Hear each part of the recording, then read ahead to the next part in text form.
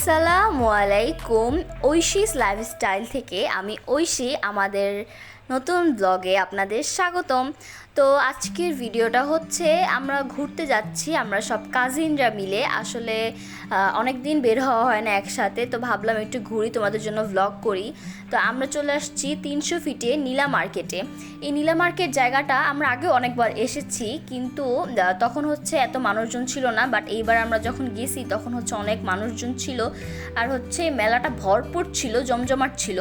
তো এখানে সব ধরনের সব কিছু আছে, খাবারের মধ্যেও অনেক ভালো ভালো আইটেম মেলার মতো। এখানে কাঁকড়া, মাছ, সি ফুডের আইটেমগুলো একটু প্রাইসগুলো বেশি, এবং হচ্ছে কাবাব, এই সকল আইটেম আছে এখানে।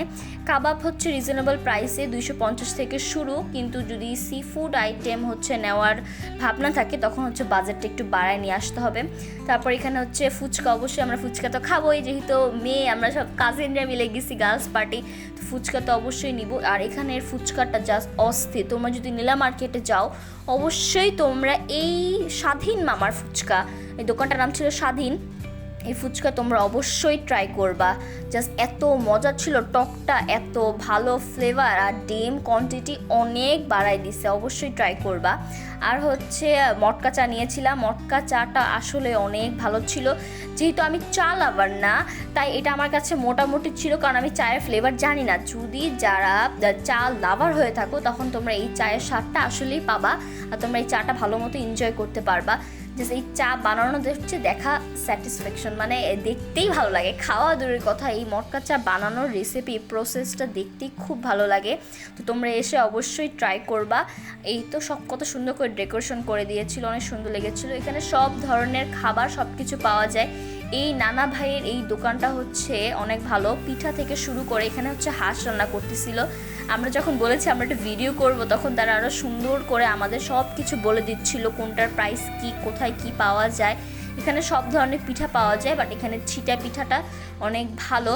তো এখানে তো বানাচ্ছিল পিঠা সব ধরনের, এগুলো কিন্তু পিঠা আর চালের পিঠা যেগুলো খায়, তো হাঁসের মাংসতে এগুলো অনেক মানায়। তো সব দেখাচ্ছিল। আর এই পাশে হচ্ছে তাদের নানা ভাইয়ের এই দোকানেই হচ্ছে এখানে কাঁকড়া, ক্র্যাব পাওয়া যাচ্ছিল।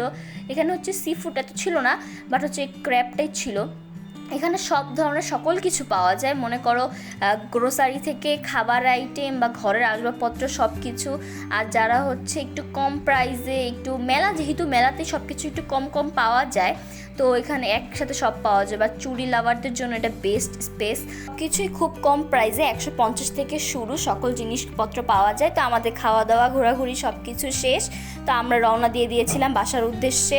তো যেহেতু অনেক দূরে আসছি, আবার রাস্তায় যাওয়ার অনেক ব্যাপার আছে, রাত হয়ে গেলে সমস্যা হবে, তাই আগে আগে আমরা ঘোরাঘুরি খাওয়া দাওয়া শেষ করে বের হয়ে গেছি। তো যদি ভিডিওটা ভালো লাগে লাইক, কমেন্ট, শেয়ার। আল্লাহ হাফেজ।